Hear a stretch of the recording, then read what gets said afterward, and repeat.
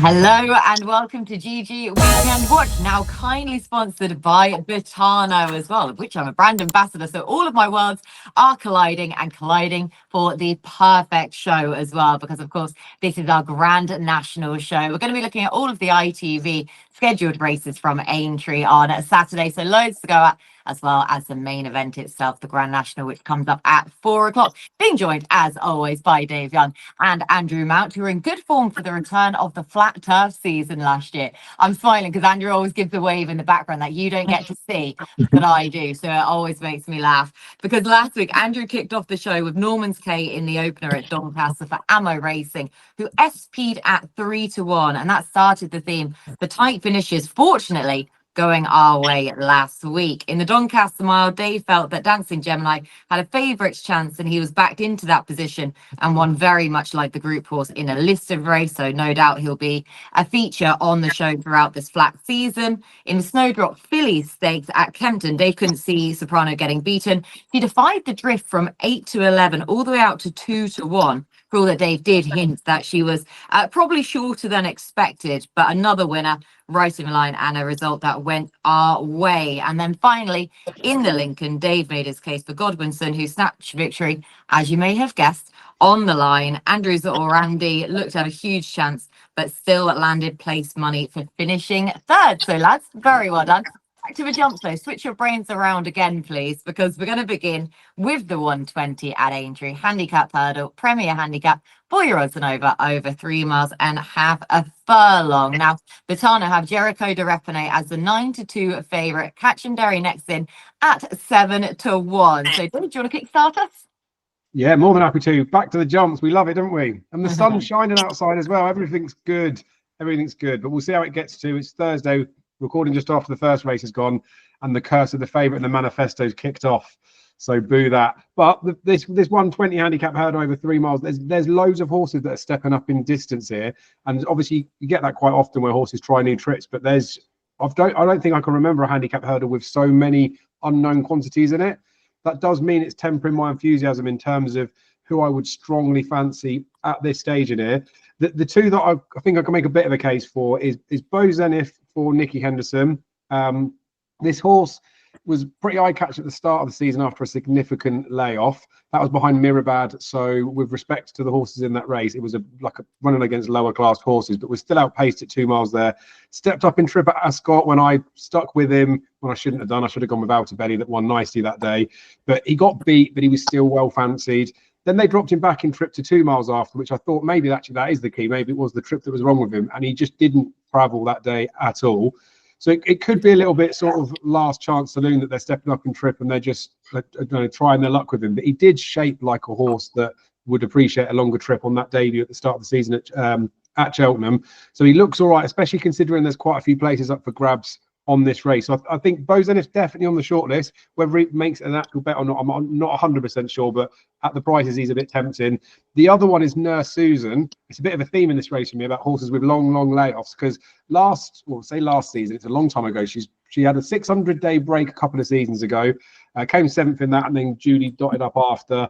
Then she had another win when she stepped up to 3 miles, but then we didn't see her for a while again. So she had a long layoff, went into the Martin Pipe at Cheltenham for her first comeback run, like you would do with any horse that's had a year and a half off the track. But she travelled right up there until the last hurdle, and then she just disappeared from the back of the last. Finished 11th, quite a way beaten, but she just looked like a horse that needed her first run. Kristen Durrell stays on top here because Harry Skelton's going to be riding Captain Derry, who was pretty good in that. I think it was in the Potemps, wasn't it?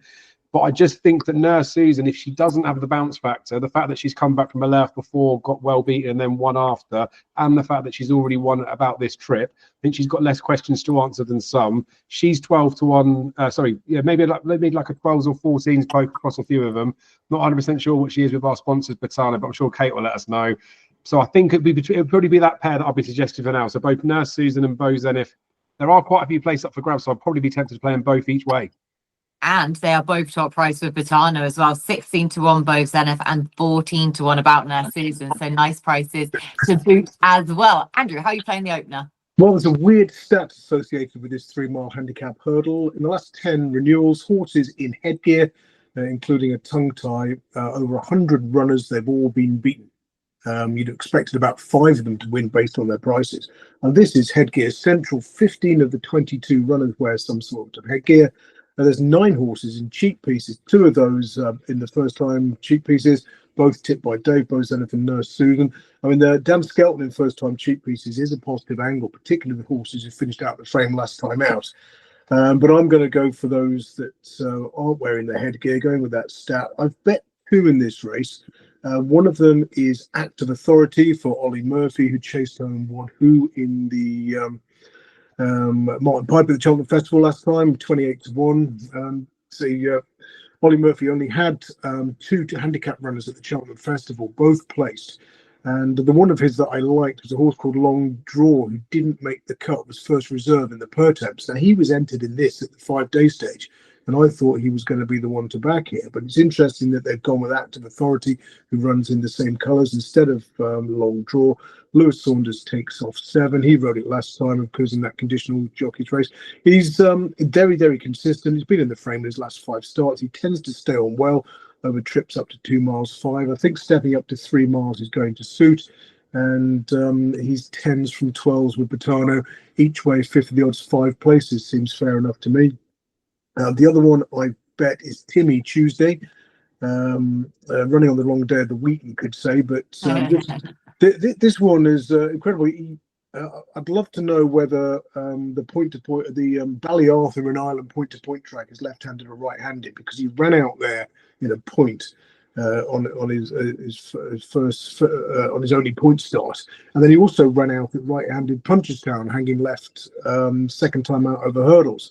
Now he has won right-handed, including last time out at Down Royal, but that was, again, he just hangs violently to his left. So last time he went this way round, he justified strong support at Ayr, winning by 6.5 lengths back in January over 2.5.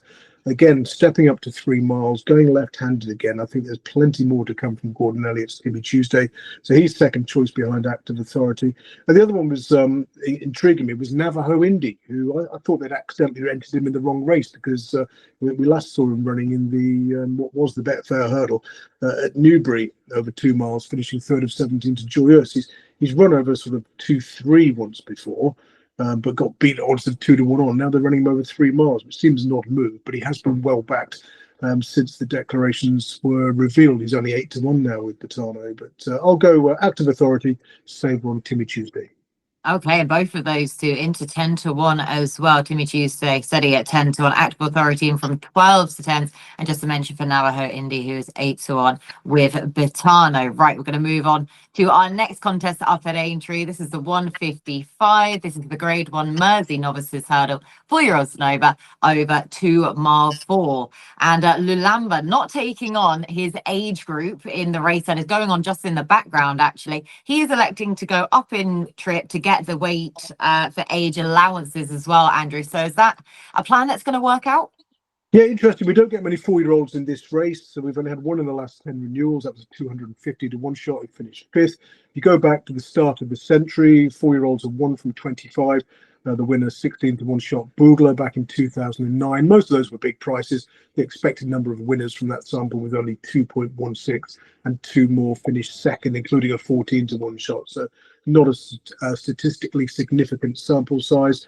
So yeah, Lulamba would have every chance. You think, even though it's not been a brilliant race for Henderson, I think he's 2 from 18 this century.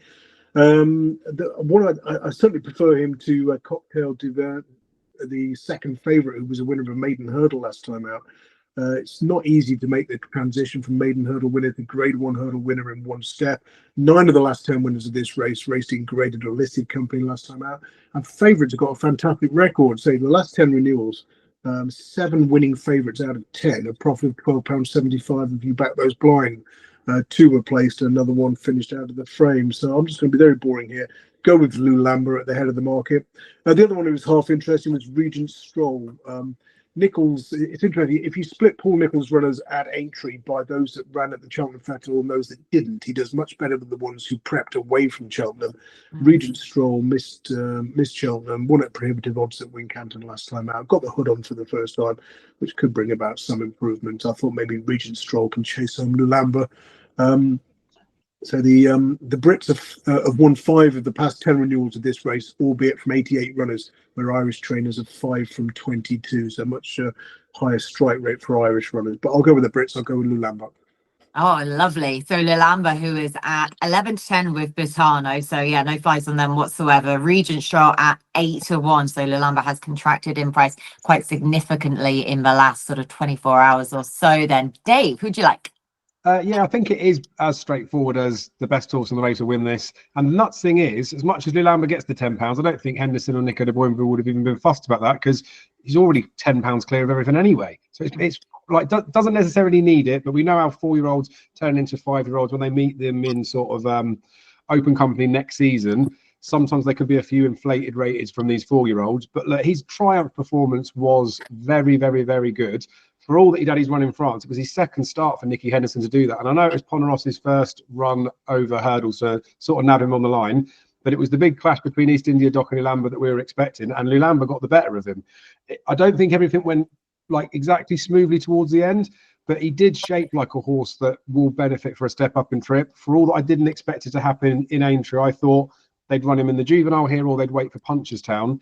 I know they've cited the ground as well, saying that, you know, over an extra half a mile, it will probably make it less of a speed test in there. But I think it's the distance rather than the ground that they've done this for, because if you've got ground that you don't particularly want, running over an extra half a furlong isn't necessarily, or half a mile isn't necessarily going to be of a benefit to him. But yeah, I find it very difficult to get away from Lulamba. Andrew touched on a few horses that have run as 4-year-olds in this race. There's been 4 favourites since maybe 1997. 2 of them have come from the Triumph, having come second with an allowance that did get beaten, but they were all beaten by horses that were rated higher than them. Although on the terms of the weight for age, they might have been able to reverse those figures. Like I say, Lulamba's miles clear anyway and is getting £10. It's borderline impossible to see him get beat. I know it's horse racing and we want to be sensible about stuff, but 11 to 10 about him with Betano is still a very generous price. I think anything odds against is fairly good. I wouldn't even want to look for anything as an each way alternative. I just want to give a tiny mention to Miami Magic with Brian Hughes up board, because I feel like last time he wasn't given the best ride. He ran here in a race where you couldn't particularly see what happened in there, but I feel like this is a logical stepping stone for that type of horse, and much for muchness I think it is behind Lulamba. He's a reasonable price. I think he's 14 to 1. So like Andrew's chucked up one for the forecast, we'll stick Lulamba to beat Miami Magic up as well. Okay, then to beat Miami Magic with Brian Hughes booked a ride this time around. So yeah, interesting on that booking. Likewise, so I'm just seeing Mercia in the background. I rode her at Cheltenham. I've tipped Mercia, and when she was 14 to 1, not backed up, and she went off about 3 to 1 or something like that. So I'm willing to scalp the horse now to so well supported. Oh, go on, little girl. Sorry, Andrew, I'm totally with her. She was, even though she might be another one then for me to have ridden at Cheltenham. Well, she get beat in the Fred Winter. She goes into a grade 1 when I haven't been riding her, and she goes and wins. So go on, the lovely little girl. Run a blinder against the pace bias in the Fred Winter. You had to come from midfield or further back. She was 8th, but she did way too much too soon. Just like Stencil did my pick in that race. He finished out at the back of the tally. So that's a cracking run. Well done. Oh, she's amazing. She's so sweet as well. I cannot tell you how cute she is, the little filly. She looked after me every day. So that just goes to show how sweet and lovely and kind she must be. I'm sporting her colours today, actually. So yeah, so that's got me properly in a good mood. Not that I needed any extra help with the racing that we've got on, but Lulamba then is going to be very, very difficult to beat in that grade 1, taking on his elders. Right, the 2:30 at Aintree is a handicap chase, Premier handicap, 5-year-olds and over 3 mile 1. Now Myretown is back for more in this one. He is heading the way in his bid for a hat trick as well at 100 to 30 favourite, Dave. Brutal, isn't it? Absolutely brutal. Everyone talks about the 3-week turnaround between Cheltenham and Aintree not being enough, and if it had been a 4-week turnaround, I might have just about got over Myretown mugging me right off against the Changer Man, because the horse won like he was absolutely thrown in. I know he's £15 up now, but he would have won if he was running off that mark at Cheltenham the way that he went in. So fair play for him sneaking in at 23. Pretty sure Andrew ticked him up as well on the week, so thanks for telling me early enough, Andrew. But yeah, I'm a bit bitter about it, but I don't think too many Ultima winners have tried to come here. But the only 2 horses I could find that had won this race after running an Ultima had both come second in the Ultima, and one of them runs in here again. It's Happygolucky, He won this in 2021, I think it was, and I actually think I can make enough of a case for him to be a bit of a bet at the price that he is in here. Now, people were making a case for him going into Cheltenham, and I was a bit, I say a bit, I was very dismissive of the fact that I was like, he's an older horse now. Yes, we've all had our glory past, but once, like, sort of time waits for no one. I just didn't expect him to put up a good effort. But Myretown slammed everything. It was 11 lengths clear. Happygolucky's finished fourth in that Ultima, but only a few lengths behind the Changing Man. And he's been dropped £1 for it as well. So where Myretown's gone up 15, and yes, he's a bit more of a progressive and unexposed horse, and obviously he's like a few years younger, there's a £16 weight swing between him and Happygolucky. Now, the interesting thing with him in 2021 was I really fancied him for the Ultimate. We backed him all at the right price, and then he comes second, which was obviously frustrating. Noticed the pattern with the Changer Man as well this year. But he came to Aintree, recorded exactly the same RPR, so didn't even need to improve, and then landed this particular race. So I know there is a lot of difference between the age of like 11-year-old winning it and when he won it as a 7-year-old. He's only had 6 runs since he last won that race, and he had that significant layoff before we had a prep run for Cheltenham. So there's every reason to expect that he can be as good, if not better, than last time. And I think a repeat of last time will be enough to win this. There's been a few winners of this race that have been older horses. Sam Brown slammed Chamblou when he was a 10-year-old by 15 lengths. He had no business doing that in theory. And there's been some 11 and 12-year-old winners of this race in the past. So look, I think Myretown can defy the £15 hike, but would I want to play him at 133 to 1 in this race, especially considering I don't think he had a hard race at Cheltenham, but if they really thought he was that good a horse, maybe they'd have been going for the Grade 1 novice this week. But then I suppose they probably still think he's well handicapped. I just think Happygolucky at the prices feels easy enough to make a case for, especially after that good run in Cheltenham. Yeah, definitely. As you say, I mean, he was being cited by a few people, despite being the age of 11, to run a good race there. But given the hold up previously, it makes sense then to try and follow him in again at 14 to 1 with Pitano, 100 to 30 Myretown with Pitano as well. Andrew, what's the play? Yeah, thanks for the shout out about Myretown, Dave. I did sort of come down on his side very late on, and he was like 16 to 13 to 2 overnight. Now the worry with, I mean, Myretown, I still think he's well handicapped despite having gone up £15. So that he won with so much, and he looked like a Gold Cup pass when winning at Cheltenham. But he has been withdrawn 3 times on ground that was deemed unsuitably fast. 2 unofficially good, once unofficially good to soft. So you want now the time of the first race at Aintree on Thursday, according to Proform's going adjustment, suggested it's genuinely good on the mile-way course. Now, obviously, they could put stupid amounts of water on overnight, but yeah, it's possible it won't be soft enough for Myretown. But on the plus side, he could still be well in. He could be a genuine Grade 1 performer running in a handicap. And he's got the running style that's so effective in this race. It's been a graveyard for hold-up horses over the years. Where last year you saw Cruise Control just make all. That one's running again, although he's not in the same form this time around. He went into last year's race on the back of a win. He's not shown anything this season. He's coming back from a 100-day break, and he's only 12 to 1. So I'm going to go with Myretown in the expectation that Lucinda Russell will pull him out if she thinks the ground's going to be too fast. Yeah, in Lucinda we trust then in terms of the ground and if it's what Myretown wants or not, but in his bid for a hat-trick as well. Right, the 305 at Aintree is the Grade 1 Liverpool hurdle for the 4-year-olds at over 3 miles and half a furlong. Now, Teahupoo is trying to rewrite the wrong from his second at Cheltenham last time out. Of course, Strong Leader is back over his favourite course and distance again after missing Cheltenham. But we've got these staying hurdle characters to the fore again, Andrew. So whose turn is it? Yeah, good race, all the usual suspects. I took on Teahupoo at Cheltenham because the ground I thought was too quick for him. He needs generally, he's 8 from 8 on ground, rated soft or heavy by Proform. Not got such a good, something like that 2 from 9 or 2 from 10 or anything quicker. Got chinned on unsuitably quick ground, although he ran a good race when runner-up in the Stairs Hurdle at Cheltenham last month. You've got to take him on again in the expectation the ground's going to be too quick. He sort of Kit's Boohel, the Mullins trained second favourite, is a sort of could be anything horse stepping up from 2 miles to 3 miles. Though I can let him win. I'm backed at that sort of price.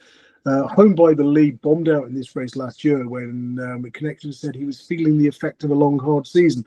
That was quite an odd comment because he hadn't exactly had that many runs. Sorry, it was 2 years ago. Where I think it was his 4th start of the season, and he's having his 4th start of the season here. Unseated quite early at Cheltenham, so we didn't get to see what he was capable of. He's a fame and glory, so I've waffled on before about how they tend to peak later in their careers, so there could still be more to come from him as a 10-year-old. Wouldn't rule him out running a big race, but I think I've just got to go strong leader. I mean, he doesn't. My theory with him used to be that he doesn't like Cheltenham and back him anywhere else, but I think it's just he doesn't like tracks with undulations. And you look at his wins, it's Newbury, Aintree, Southall, Aintree, Uttoxeter, Warwick, some obviously sort of flat tracks. His 3 runs here have produced 2 wins and a second in Grade 1 company. That was the top. Yeah, the top novices hurdle back in 2023 over 2 miles. So beat Buddy One by 4 and a bit lengths in this race last season. I thought Buddy One could again reward each way support, or sort of each way support with extra places if you can get on. He was 5th in the stairs last time out. That was a fair effort. If it's genuinely good ground, I think he will run well. So I'll be going strong leader again here. 6-1 with Vitano, back to his favourite track, and it is so true, isn't it? But any sort of undulation whatsoever, and we know, of course, about Ascot that it is certainly not a flat track for all it might visually look it. But yeah, he's not a fan of anywhere else apart from as flat as it can be. Then 6-1 about strong leader, Dave. Yeah, strong leader, definitely got a chance. I remember doing this race 12 months ago, and I fancied strong leader in the Cleve Hurdle to run a big race. That was his first time at the trip. And then stupidly, the ground and everything came right from Aintree. We know he loves it here. And I was trying to make a case for Monkfish. So I'm trying to not make the same mistake this time round. But then I do feel a little bit with strong leader. I got bitten by him in the race at Ascot, but he was so bad for a long time. Now, I think he's had wind surgery since then. He's had his run in the Cleve Hurdle again this season, although it was on slower ground. So as much as it wasn't as good a performance, probably, it's still a stepping stone in the right direction. This obviously would be the target. So I do fully respect him, and I think he's a good horse. And this ticks all the boxes for this particular race. Obviously, Kitzbühel's the complete unknown quantity. With the fact that Willie Mullins and Paul Canada won the first 2 races, by the time it comes to Saturday, they could be going for a clean sweep at Aintree. This horse could be a hell of a lot shorter than the price that he is at the moment. But I couldn't actually feasibly make a case for him at this trip for all that, in the 3-mile division, we want a new up-and-coming youngster to be the next best thing. So if he is that, then I'm happy to let him to do it. But I can't agree with Andrew. I know people say it, it's not just Andrew, but I can't agree that Teahupoo does not handle this type of ground, because his RPR in that stairs hurdle at Cheltenham was 1 point lower than last year. It was 164 he got for that. He's run at Punchestown at the back end of last season as well, was on similar ground to what you might get here. Now, obviously, if it dried out way too much, it could be an issue, but he's the type of horse that ever since they've stepped him up to the trips that he can run at, he always runs his race. He runs within 7 pounds of his best figure the whole time. And he's been pigeonholed as a bit of a mudlark. I think he's been pigeonholed as a bit of not necessarily like a super stayer. You've got to remember, he's beaten Honeysuckle in the Hatton's Grace over 2.5. He beat Pere Pass, who's just gone and won today. Not that that's the reason to boost the form, but he's beaten fast horses over 2.5. So an easier 3-mile at Liverpool or Aintree isn't going to be a problem for him, I don't think. And ultimately, for me, when I'm looking at these types of races, it's got to come down to price. He's come second at Cheltenham to Bob Ollinger, who's a very, very, very good horse. Who's a fantastic horse at Cheltenham. He's older than I am. Yeah, I know, but they're well clear of everything else, aren't they? And I think that strong leader, for all that he was a good winner of this race last year, it's a weaker race this typically than the stairs hurdle is. I know he's been better off of a break in the past, but you trust Gordon Elliott to be right that he's ready to go again here, because if they didn't think that, they'd just wait for Punchestown again. It's not like this is heavy ground and they're thinking we'll roll the dice on the ground. He must be bouncing, and I've thought about this quite a lot, and it could be reading into something that's not there. Jack Kennedy was rushed basically to get fit back for Cheltenham, wasn't he? And I think across the week, not saying that he lost every single race because he wasn't 100% fit, but there's a lot of horses that were sort of near misses, and he got stood down on the Wednesday after, I think it was for bruising without even falling. So I just wonder if he wasn't anywhere near as fit as he probably should have been, and you can upgrade a few of his performances from Cheltenham. And that one of those, I think, could potentially be Teahupoo. It's just the fact that he's a 5-2 shot in here. And if he'd have run in this race last year after winning the stairs hurdle, he would have been an odds-on shot. And he's put up the same performance this year as he did last year. I know the ground could definitely be a bit of concern, and that's why he's the price that he is. But we've seen it time and time again for Teahupoo. When they start backing him, he gets smashed up. He's 12-5 at the moment with Betano. So keep an eye on what happens with him in the market. But 5-2 Teahupoo would rate as I think, a fairly strong bet, and I'm happy to be wrong if I am. Yeah, if he goes off at 5-2, then currently 12-5 with Betano, one of our favourite modern prices as well. Got 12-5. It's only 2:35 on my horse. I knew I'd get a reaction out of Andrew there somehow. With Teahupoo heading the way then ahead of the Grade 1 Liverpool hurdle. Right, we move on to the big one, the Grand National. Of course, the Premier Handicap Chase comes up at 4 o'clock at Aintree, 7-year-olds and over. 4 mile 2. We still have the reduced field, of course, from last year with the 34 runners, but no end of chances here. They can give a chance to all 34 of them that we've got left in. So great to see. And Botano have a lucky dip feature for the Grand National as well. So make sure to head to the Botano website to take advantage of this. It is 30 to 1 about whatever horse you pull out in the lucky dip there, whether it's the outsider or the favourite. You get 30 to 1 on all horses. So how to play, you choose your lucky dip market. So this is, of course, the Grand National for this particular lucky dip. Enter your stake, spin the wheel, receive your random selection. So do make sure to take advantage of that. It's always great fun, isn't it? And what better Just race hope to it's do not it? raw per guy. Yeah. I know, be absolutely cursing it, wouldn't he? Right, though, the Grand National. Dave, do you just want to take it away? Have you got a 1, 2, 3 for us? How are you playing it? Well, I feel like now if I could, I mean, you can't, but if I can get 30 to 1 and quote those prices on this weekend watch, I might put a handful of horses up. Obviously, I mean, technically. I've not seen the lucky dip thing before. And I'm not just saying it because they're sponsoring the show. That is a very good idea, isn't it? For the fact It's that if you fun. haven't got enough mates to do a sweepstake with, you could roll the dice on that. I'd certainly, I'd certainly like a bigger price on a couple of horses that I'll give a mention to. I mean, it is the Grand National, so I do want to give it its service. Stumptown was a good winner for me at Cheltenham. I'm not saying that just to remind everyone that I did manage to pick a single winner at Cheltenham, but he's obviously going to come in here as an interesting horse. I wonder if he might potentially want it a little bit softer, but he's just, we've seen horses in the past that have used it as a launch pad to run well in this race. He's probably tight enough at the front of the market, but like I definitely think he's got a chance. So he's on my, I say, like long short list. I've got a handful of horses that's on my radar. So Stumptown's definitely in there.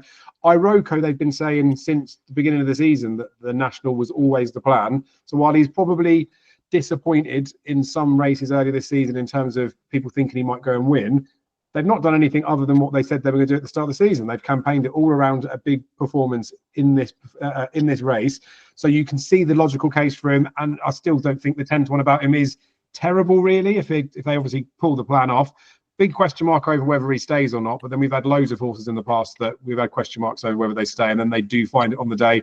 And if they're the type of horse that enjoys the discipline, which the trainer keeps saying he is, they've tried him over the fences and he seems to be a different horse, well, then that can be enough to see him to see out the trip. So I think towards those ones at the front of the market, they are the two that I think deserve to be right up there. One at a, I don't want to say a stupid price, but it's a big price, is Fil D'Or for Gordon Elliott, who just left, right and centre. Every time there's an interview of Gordon Elliott about the Grand National, he talks about his horses and he always says, I wouldn't rule out Fil D'Or, I'd give him a big chance. And it's the type of comment that you see it and you think, well, I'll quickly go check on a comparison site to see what type of price he is. And you're like, he's 80 to 1 still. So it's one of those that you, certain trainers speak and you want to listen a little bit. He was very bullish about Woodoo's chance at Cheltenham. For all I didn't have as strong an opinion about her in the particular race, he was right there. So the fact that Fil D'Or, you can get a big old price about him, I've definitely thought he was worth mentioning. And then the one that I'm probably going to sound very rude saying this, but it wouldn't be the first time, won't be the last. I don't like Nicky Henderson Grand National horses. I don't think he's ever won the race. He says it himself, but like Highland really does look to have a phenomenal chance in this race for him. The run behind Katati Dory last time out was very good on ground, possibly that we'll say was slow enough, but it was ground that I thought if he was going to get found out or I was going to make an excuse for him, I could on that ground, and there was no need to make any excuse. He ran a real good number. Off of 147, he looks well handicapped. Now, whether it's the fact that Nicky Henderson just doesn't train his horses to be able to get this sort of salmon trip or not, I don't know, but he's got a very good horse here. He knows how to get one ready for particular targets. So I thought that Highland was one of those at a bit of a bigger price that I'd give a chance to as well. Obviously, I've mentioned 4 there. If I was forced to have just one lowly single selection, I'm sticking with it. I'm trusting Gordon and I'm going for Fil D'Or. Oh, it's 66 to 1 with Vitano. Fil D'Or. I love Fil D'Or because he looks like Kiwi. He has the same facial markings with that white patch on his head as Kiwi. So he's always reminded me of her. So even though she's not here, she's chasing flies outside. We can still get a mention in for Kiwi all the same. Highland is 18 to 1 with Vitano, and those towards the head of the market, 13 to 2 about Stumptown as well. But going for Fil D'Or then at a big price for Dave as a one main selection. Andrew, you're allowed any amount of selections that you want. Yeah, I'm going to have 34, please. And we'll still miss out. There's some interesting stats in this, with this race since they made the fences a lot easier. Because what happens now is they go too quick because they don't have to slow down as much to negotiate the fences. So we see, whereas you go back sort of 20 years, it used to be an advantage to be up with the pace in the Grand National. You were looking for something with early toe to avoid the carnage and all the fallers as well. That certainly helped you stay out of trouble.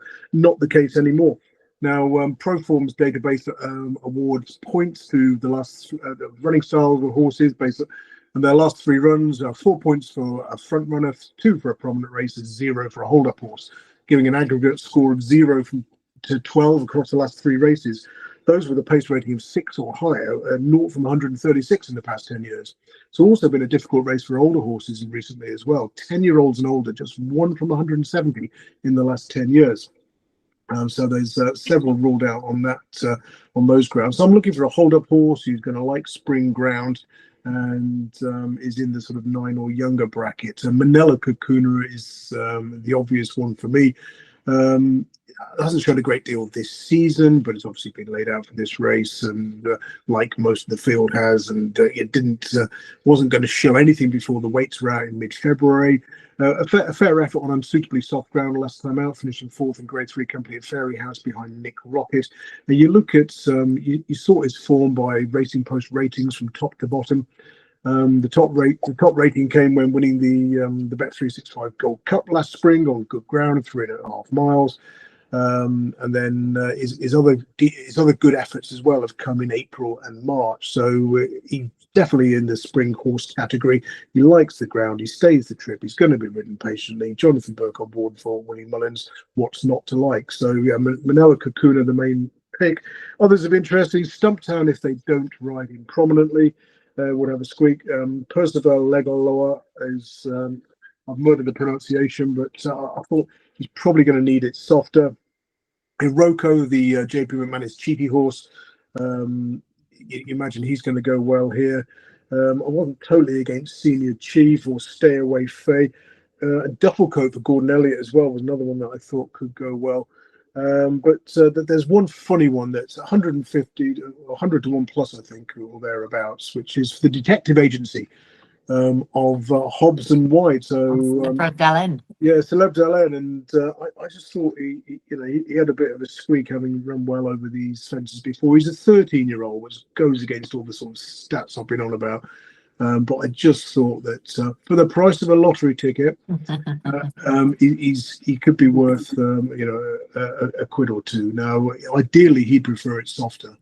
But again, he was a winner last time out at Bangor. That was back in November. You look at his record here. He's 4th in the Topham last year behind Arizona Cardinal, only beaten 2 lengths. Kept on well, and his other runs at the track as well. He ran well in the same race, the Topham, a couple of years ago, finishing 8th to Bill Baxter, again staying on well. He's won here on the Mile May course, and he ran. He didn't handle the heavy ground, I don't think, when behind Chambord in the Beecher Chase a couple of years ago. So I thought, Celeb Dallin could plod round and maybe get his first 6 with Betano, I think. So he can get beaten 30 lengths and still pick up some place money. So yeah, he'd be my fun, silly each way Celeb Dallin, 100 to 1 with Betano. Yeah, 100 to 1, as you say, with Betano. You are allowed a silly, big price play. And as you say, 6 places on offer with Betano as well. So both of the lads trying to utilise that. I'm going to go for a 1, 2, 3 in here. I really respect Celeb Dallin for all that, as you say. He's a 13-year-old, so he definitely doesn't fit the recent trends on that front. But the fact he's a winner last time out is a positive.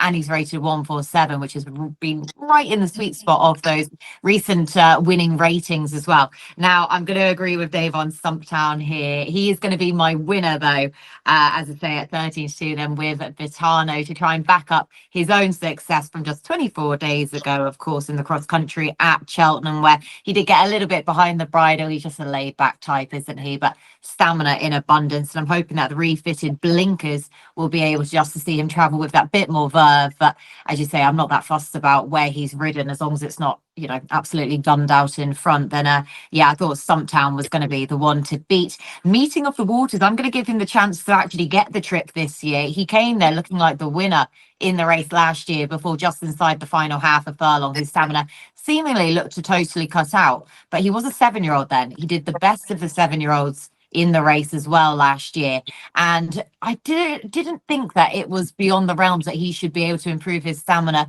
now as an 8-year-old, right of the correct age as well here. So I thought Meeting of the Waters would be the second one. Interesting that Danny Mullins brags him over Minella Cocooner in this one. And then my third horse home at a bigger price is going to be Monbeg Genius, who of course was all the rage in the build up to last year's Grand National, but of course not for positive reasons, because of the colours he was sporting and the ownership he was in at that point. The Teddens have now bought him, and they regularly employ Nick Schofield to ride their horses. And Nick Schofield, of course, in the sort of twilight of his illustrious career, I think it's fair to say it's a fantastic purchase for them, for him to ride then in the Grand National as well. And again, a winner last time out. He is a 9-year-old, but again, hitting that sweet spot of a rating of 147. So they are my 1, 2, 3, Stumptown, Meeting of the Waters, Monbeg Genius. Right, that is the Grand National done and dusted. Andrew, anything from anywhere else?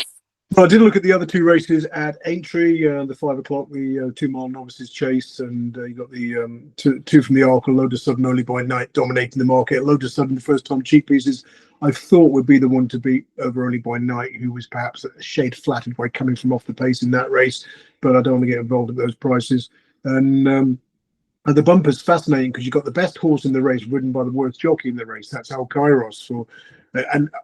My nap would be El Kairos to win, but on the proviso that David Maxwell's stuck in traffic and they put a proper jockey on it. So, I mean, he should have won the champion bumper, but he's finished 5th, getting no sort of ride whatsoever. It was absolutely, it's just, I mean, there's two schools of thought. One is that, you know, David Maxwell puts a lot of money in the game, he should be allowed to do what he wants. There's another that, well, if horses' careers are going to be jeopardised and we're not going to see the best of them because the jockey's not getting the best out of them, then I'd rather see, you know, good horses win good races. So El Kairos, fascinating to see if you can get a tune out of him here or not. But yeah, he'll probably be in the first 4. I mean, you're probably going to get around evens or something like that to finish in the first 4, which would be fair enough. But please get stuck in traffic, Mr. Maxwell. There was a big if and a big hope in there as well from Andrew about El Kairos. Maybe that's why he's 11-2. Who knows? But yeah, two schools of thoughts definitely about the jockey that divides racing fans and punters, it seems. Dave, anything? Sorry, just he's not a Betano ambassador, is he, like you? Not about to get sacked from the podcast. No, he is not. Wouldn't be the first time I put my foot in my mouth like that. No, David and I have not done a photo shoot for our next headshots for next year's Betano ambassadors. So no, I'll let you know as soon as that happens, though. Dave, anything from anywhere else? Yeah, I was going to touch on El Kairos as well in the bumper, not necessarily just to give David Maxwell a few pelters in the same price as they're doing it. I mean, I do get what Andrew's saying, but that's the reason we're getting the price about him, I think. So I do think it is much more considered now. 5-1 with Betano, 5th of the odds, 4 places. Looks like a free swing each way. And of course, as much as he's not a professional jockey, everyone makes mistakes, and that's how we learn from it. Well, I say everyone, I thought I made a mistake once, but I was wrong. I think David Maxwell, after his ride in that champion bumper, is going to get redemption, and what a way in the getting out stakes to do it if it's David Maxwell to do it. I think it's genuinely got a proper chance, and if it wasn't David Maxwell on board, I think the horse would be 5-2, 2-1. He obviously is on board unless Andrew parks his car in front of David Maxwell's driveway. Oh, that's a good idea. but the fact that Andrew's given him a mention, I wanted to give him a positive mention too, because it would be lovely to see, wouldn't it? But also, I think he's got a genuine favourites chance. Maxwell in the get out stakes. I like the way that that is worded. And yeah, the way that Andrew was talking there, we wouldn't be surprised if he does manage to go and find where he's parked up on the way up and locks him in then. But best of luck to him. And at 11 to 2, perhaps it is factored into the price as well. They're considering. Right, Dave, back to you, please. Your nap. Hopefully it's Fil D'Or now. I mean, it could be, couldn't it? If a nap just in the Grand National, it's Fil D'Or, but a nap across the 5 races on the ITV card, I'm going to stick with Teahupoo. Very much price related, but from an ability perspective, he is the one to beat. So Teahupoo is my nap of the week. In the 305, the grade one. I just need to clarify. It's definitely not the nap of the week. I meant nap for this week. Oh, I was there of the week. Wow, that is a statement and a half of this show this weekend. Yeah, we know the score. Don't you worry, Andrew. Your nap, please. Is David Maxwell not to send me a Christmas card this year? Absolutely odds on. I'm going to go for the big race. I'll go for Minella Cocooner. Oh, Minella Cocooner then, and in the Grand National to go over nap. And to be honest, I've got to join in for this one, haven't I? If I'm ever going to have a nap and come back then with it, it's going to be Stumptown in the Grand National to hopefully continue this winning form. Right, lads, that is everything from us on this very special show. So a big thank you to the pair of you for all of your hard work. A big thank you to our new sponsors, Bitano. A bigger thank you to you at home for watching. Best of luck with your bets this weekend. Get involved in the comment section below on YouTube. We always like to hear from you. Give us your 1, 2, 3 for the Grand National as well. Best of luck, and we'll speak to you again next week.